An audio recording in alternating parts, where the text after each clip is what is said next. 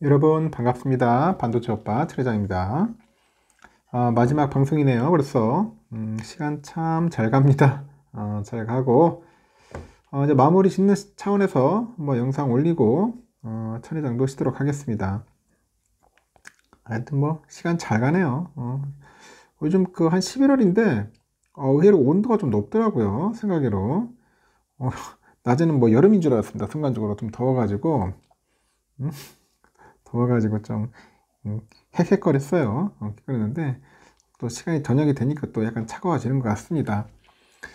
참 피곤했습니다. 오늘 피곤했어요. 여기저기 막 돌아다니고 돈 번다고 막 정신이 없었는데 이 돈 버는 게 쉽지가 않아요, 여러분. 솔직히 뭐 움직인다고 해서 돈 되는 게 아니지만은 그래도 무슨 일을 하든지 간에 열심히 뛰어다녀야겠죠. 산으로 들로 뛰어다녀야 합니다. 어쩔 수 없어요. 다른 분도 마찬가지일 거예요. 열심히 사시는 분들이 많아서 참 보기는 좋은데 노력한 만큼 결과가 잘 나와야 하는데 그렇지 못하면은 다들 좀 힘들어 하죠. 실망도 하고. 그래서 너무 뭐 포기하거나 낙담하실 필요는 없습니다. 또 쌓이다 보면은 또 좋은 결과 나올 수 있어요.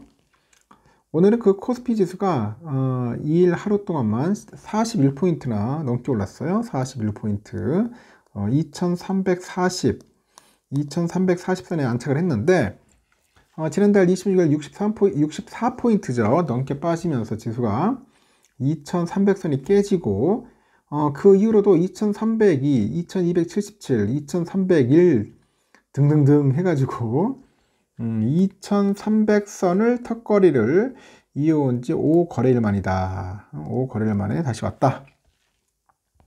미국의 그 FED가 이제 전날 금리를 동결을 했어요. 미국의 재무부가 시장 전망보다 그 적은 장기물 국채를 발행하겠다고 발표를 했습니다. 장기물 국채를 발행하겠다. 국내 증시의 훈풍이 이제 분 영향입니다. 결국은 국채를 발행하겠다. 그것도 전망보다 적게. 국채 많이 발행하면 이제 골 때리겠죠.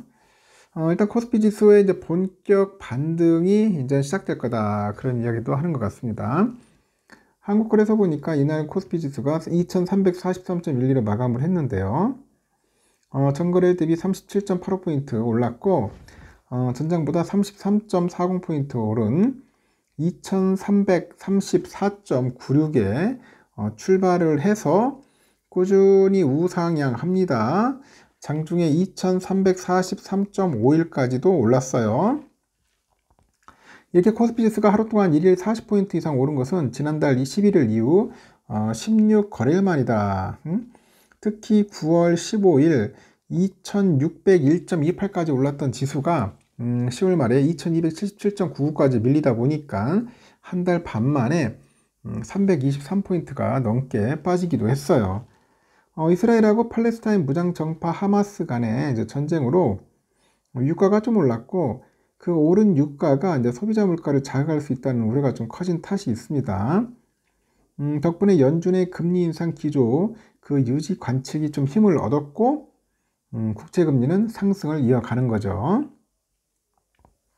하지만 이날 새벽에 끝난 미국 연준의 연방공개시장위원회 FOMC 정례 회의 결과는 달랐어요.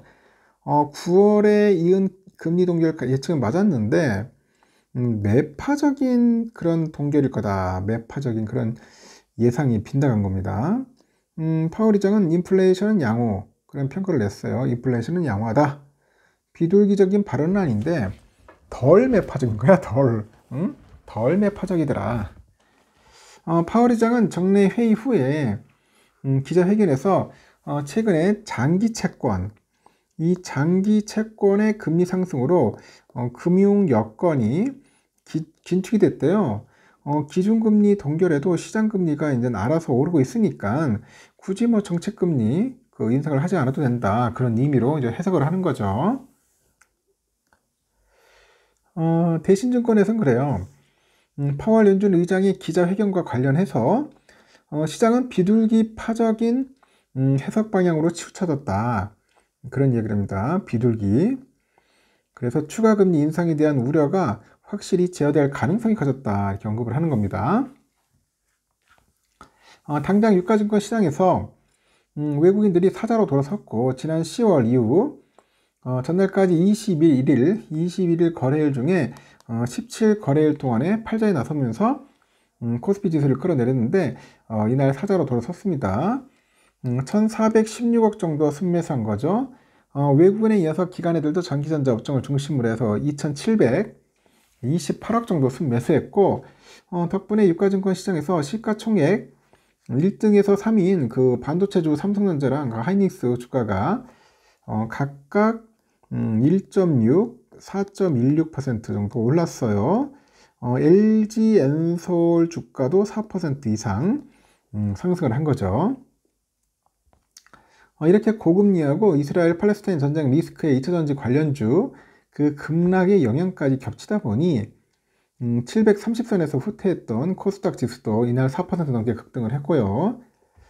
코스닥 지수는 이날 전장보다 33.61포인트죠. 33.61포인트 정도 올라서 772.84로 마감을 한 겁니다. 코스닥에서는 시가총액 상위 10개 종목 중에 셀트리온 헬스케어하고 이 펄어비스를 제외한 8개 종목의 주가가 상승으로 마감을 했는데, 2차전지주 외면의 하락을 이어온 그 에코프로비엠 주가가 이날 하루에만 15% 넘게 올라요. 15% 넘게 올랐고, LNF죠. LNF도 주가도 한 12% 정도 뛰었습니다.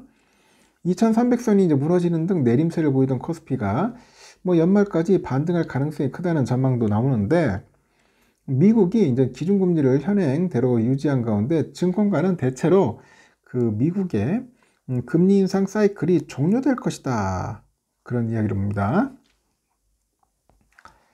뭐 미국의 국제 수급 불안 그 완화가 이제 가시화되고, 연준의 통화정책 경로의 불확실성 완화 등이 현실화되고 있는데, 채권 금리하고 달러의 그 하향 안정 이에 근거해서 국내 주식시장의 반등의 시도가 전개될 거라고 합니다. 긴축 속도가 진정되면은 주식시장에 부담이 되던 금리 상승세도 주춤할 가능성이 높다고 하죠. 추가 긴축의 가능성은 낮아졌지만 고금리 기조는 한동안 이어질 수 있다. 고금리 기조는 한동안 이어질 수 있다. 그렇게 내다보고 있는 것 같습니다. 지금 보니까 유럽장 아주 좋네요. 지금 또 시원시원하게 불타고 있습니다. 시원시원하게 불타고 있고, 현재 영국 1.27%, 현재 프랑스 1.8%, 독일 1.52% 정도 아주 불타나게 올라오고 있습니다. 좋아요. 필라 그동안 많이 빠졌는데 오늘 새벽에 2.33, 2.33% 올랐습니다. 제가 그랬죠. 3200 깨졌을 때 이때 좋았다고. 근데 3300선까지는 나쁘진 않을 것 같아요. 이제 오를 것 같습니다. 너무 많이 빠져가지고 이제 오를 일만 남았어. 오늘도 제가 볼 때는 뭐 좀 오르지 않겠습니까, 여러분? 제가 볼 때는 최소 무대도 한 1% 이상은 오를 것 같아요. 1% 이상은 오르지 않겠냐? 그렇게 봅니다. 한 1에서 한 1.5% 정도, 한 3,300선은 충분히 뚫을 것 같다. 지금 미국 환율은 1,339원. 많이 빠졌네. 18.5원이나 훅 빠졌습니다. 환율. 달러 이번에 151.03엔 쭉쭉 빠집니다. 유가는 80.44달러 하락했고, 일본에나 890.144원, 얘나 더 빠지네요. 유로화는 1424.03원, 중국 위안화 182.79원입니다. 휘발유 1738.21원 하락을 했고요. 국채금리 1987.5달러 하락, 국내 금값도 85,344.54원 하락을 했어요. 미국 국채 10년물 4.711이에요.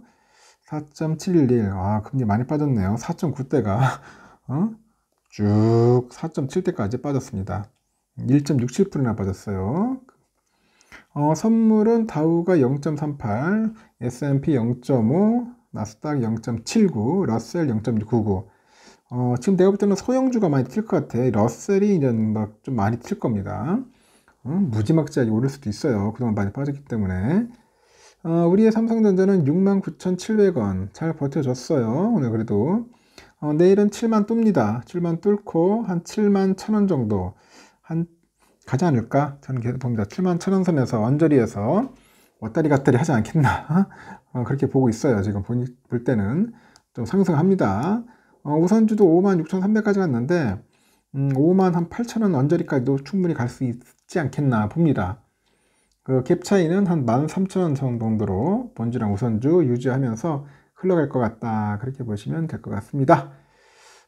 일단은 여기까지 하겠습니다. 여러분 고생하셨고 편히 주무시고 내일 새벽 6시 뵙도록 해요. 굿나잇.